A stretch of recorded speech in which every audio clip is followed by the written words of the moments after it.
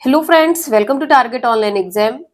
Analogy में आप सभी ने टाइप 3 तक पढ़ लिया था। टाइप 4 में आप लोग यहाँ पर देख सकते हैं कि यंत्र और मापक, इस प्रकार के भी क्वेश्चन आपके एग्जाम में पूछे जाते हैं। जैसे एक यंत्र का नाम दिया जाएगा, किससे संबंधित है ये पूछा जाएगा आपके एग्जाम में।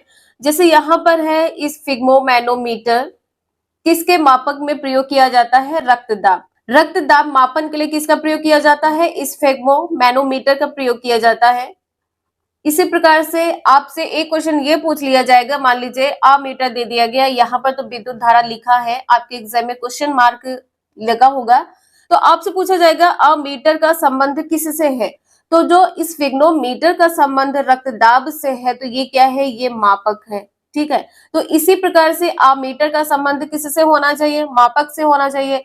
तो अमीटर का प्रयोग किसके लिए किया जाता है? विद्युत धारा को मापने के लिए किया जाता है। अमीटर का प्रयोग किससे संबंधित हो जाएगा? विद्युत धारा का। तो इस टाइप के क्वेश्चन आपके एग्जाम में पूछे जाते हैं। और जितने भी टाइप यहाँ पर कंप्लीट करवाएं तो आप लोग नोट डाउन जरूर कर लीजिएगा, एक नोट्स बना लीजिएगा और आप लोग डेली अपडेट रहिएगा।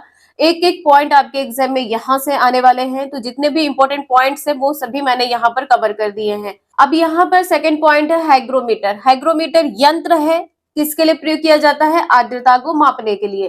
थर्मोमीटर का प्रयोग तापमान के लिए, अमीटर का प्रयोग विद्युत धारा के लिए, ओडोमीटर का प्रयोग वाहन द्वारा तय की गई दूरी के लिए। वाहन द्वारा तय की गई दूरी को मापने के लिए ओडोमीटर का प्रयोग करते हैं। भूकंप की तीव्रता को मापने के लिए किसका प्रयोग किया जाता है? सिस्मोग्राफ का। तो ये सभी आप लोग ध्यान रखिएगा। टाइप 5 में एक क्वेश्चन कल मैंने आपको कंप्लीट कराया था, इकाई और मात्रक से संबंधित था। इकाई विद्युत धारा, मात्रक क्या है? एम्पियर। कार्य और ऊर्जा का मात्रक आपसे पूछा जाए तो क्या होगा? जूल होगा। एक क्वेश्चन साइंस में आपका यही था कि सेम इकाई कौन सी है, तो सेम इकाई यहाँ पर कौन सी हो जाएगी? ऊर्जा और कार्य। ताप का मात्रक क्या होता है? केल्विन। और दाब का मात्रक होता है पास्कल। शक्ति का मात्रक वॉट होता है। और प्रतिरोध का मात्रक ओम होता है। बल का मात्रक न्यूटन होता है। आयतन का मात्रक क्या होता है? लीटर होता है। इसी प्रकार से आपके सामने कुछ समानार्थी शब्द से संबंधित क्वेश्चन पूछे जाएंगे। जैसे यहाँ पर शब्द होंगे और समानार्थी शब्द होंगे। शब्द में जैसे क्या है? अनुमान लगाना और कल्पना करना, ये समानार्थी शब्द हो जाएगा। अनुमान लगाना गेस करना। कल्पना भी क्या होता है कि आप अपनी कल्पना से बताएंगे कि हाँ क्या सही है क्या गलत, तो ये भी क्या हो जाएगा? एक प्रकार का गेस हो जाएगा। अमृत और मधु ये एक दूसरे से समानार्थ में संबंधित है। अनबन और खटपट ये भी क्या है? समानार्थी शब्द है। अजनबी जिसे आप जानते नहीं है, अपरिचित का सेम अर्थ होता है जिसे आप नहीं जानते हैं। ओहापोह असमंजस मतलब डाउटफुल रहना।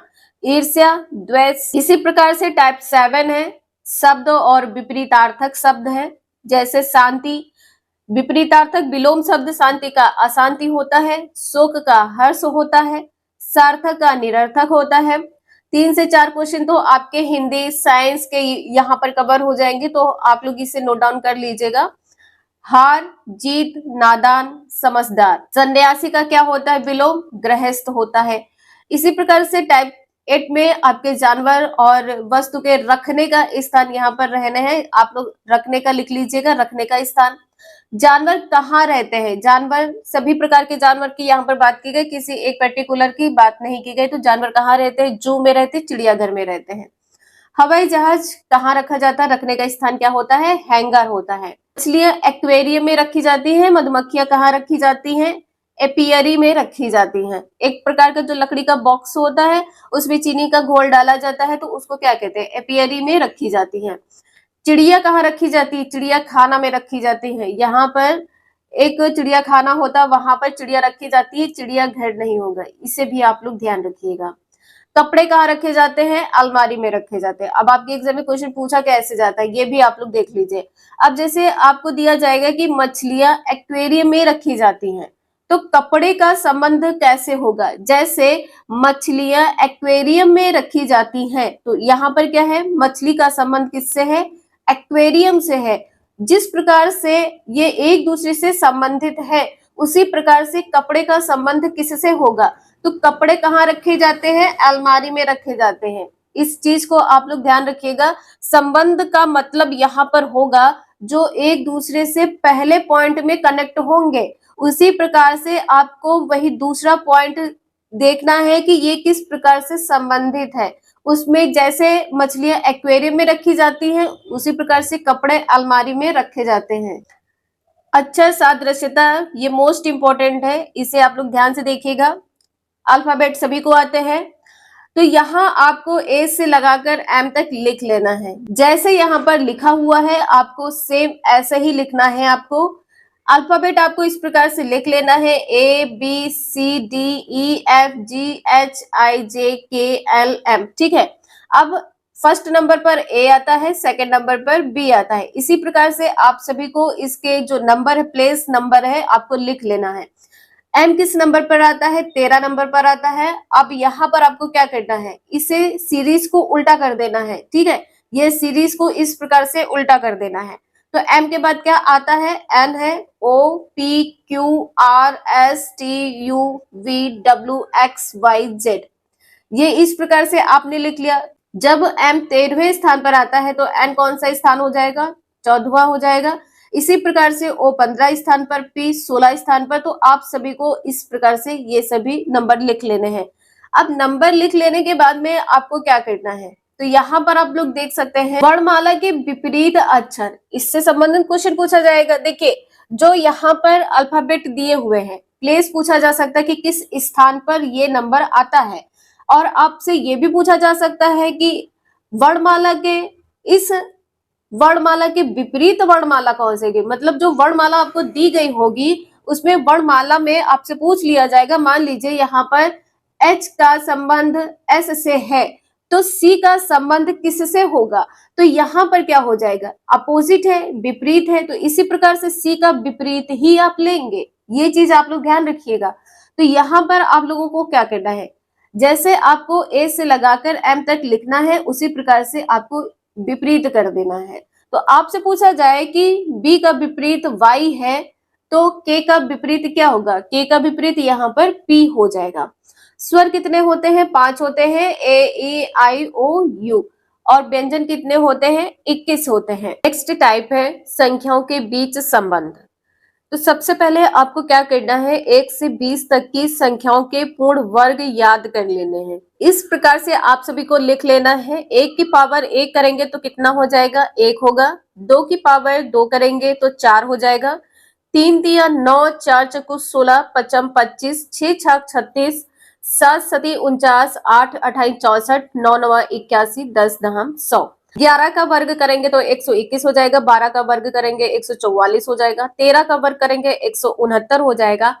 14 का वर्ग करेंगे 196 हो जाएगा। 15 का वर्ग करेंगे 225 हो जाएगा। 16 का वर्ग 256, 17 का वर्ग 289, 18 का वर्ग 324, 19 का वर्ग 361 और 20 का वर्ग 400।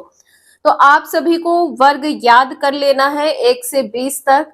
डेली आप लोग प्रैक्टिस करेंगे तो आप लोगों को याद हो जाएगा। इसी प्रकार आप सभी को 1 से 10 तक की संख्याओं के पूर्ण घन भी याद कर लेने हैं। जैसे यहाँ पर लिखे हुए हैं, आपको सेम इसी प्रकार से अपने नोट्स पर लिख लेना है और याद कर लेना है।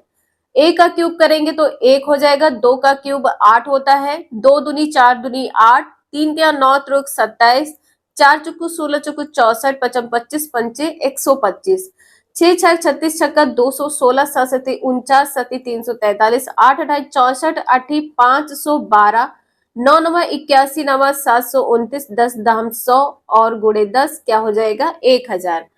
तो इस टाइप के क्वेश्चन आपके एग्जाम में पूछे जाते हैं। नेक्स्ट है क्वेश्चन नंबर 5। 4 तक आपके क्वेश्चन कंप्लीट हो गए थे और अलग अलग टाइप के क्वेश्चन है। थका मांदा, थका मांदा कार्य, जिस प्रकार से थका मांदा कार्य से संबंधित है, मतलब कार्य करने के बाद व्यक्ति थक जाता है, तो प्रसन्नता क्या है? आराम है, सफलता है, भोजन है या अभ्यास है? आराम पाने से प्रसन्न होता है या सफलता पाने से प्रसन्न होता है या भोजन करने से प्रसन्नता मिलती है या अभ्यास करने से प्रसन्नता मिलती है? तो यहाँ पर कार्य से जुड़ा हुआ है। आपने कार्य किया है तो आप थक गए हैं, आपको सफलता मिली है तो आप प्रसन्न है। बी आंसर इसका यहाँ पर सही हो जाएगा। इसी प्रकार से धोना वस्त्र, वस्त्र धोना जिस प्रकार से संबंधित है, तो यहाँ सफाई से संबंधित है। किससे संबंधित है? सफाई से संबंधित है, इसे ध्यान रखिएगा। इसी प्रकार से झड़ना क्या है? चेहरे की सफाई करना है, फर्श की सफाई करना है, चपरासी की सफाई करना है या मेहतर की सफाई करना है? देखिए, इस प्रकार से यदि आप बोलेंगे नहीं तो आप लोगों के माइंड में डाउट रहेगा कि किस प्रकार के क्वेश्चन है और किससे संबंधित है। तो धोना वस्त्र है, तो वस्त्र की आपने धोकर सफाई की है, तो फर्श यहाँ पर क्या हो जाएगा? झाड़ना। फर्श को झाड़कर आपने सफाई की है, बी आंसर यहाँ पर सही हो जाएगा। नेक्स्ट है कारण प्रभाव। कोई कारण होता है तो उसका प्रभाव पड़ता है, कारण के बिना कभी भी कोई प्रभाव नहीं पड़ता है। ठीक है, अब आप रीजनिंग पढ़ रहे हैं तो ये क्यों पढ़ रहे हैं? कारण है यहाँ पर, क्योंकि इसका प्रभाव आपको सुपर टेट में देखने को मिलेगा। अब यहाँ पर अपराध है तो दंड से संबंधित है, अपराधी से संबंधित है, न्याय से या अनुचित से संबंधित है। कारण है तो प्रभाव है, अपराध है तो दंड है। ठीक है, ए आंसर यहाँ पर सही हो जाएगा, दंड। यहाँ पर आपने देखा है कि 10 से 11 टाइप के क्वेश्चन पूछे जाते हैं और कहीं से कोई भी क्वेश्चन आपसे पूछ लिया जाएगा, इसलिए जितने भी पॉइंट यहाँ पर हैं आप सभी लोग नोट डाउन कर लीजिएगा और इसे डेली प्रैक्टिस करिएगा। आपके 5 में 5 नंबर आएंगे। देखिए, रीजनिंग इजी भी बहुत है, बस आपको समझना है। आपने एक बार समझ लिया तो आपको रीजनिंग आ जाएगी। तो आज के लिए इतना ही, मिलते हैं नेक्स्ट क्लास में। वीडियो यूजफुल लगे लाइक करें, चैनल को सब्सक्राइब करें एंड शेयर करें। Thank you for watching this video.